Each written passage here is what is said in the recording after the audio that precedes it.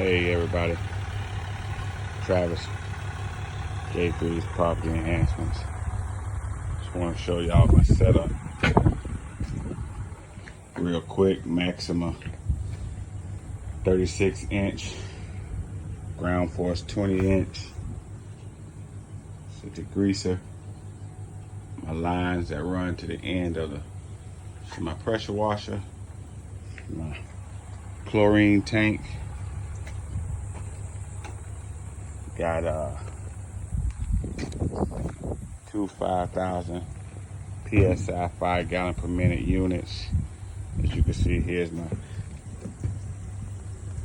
tank,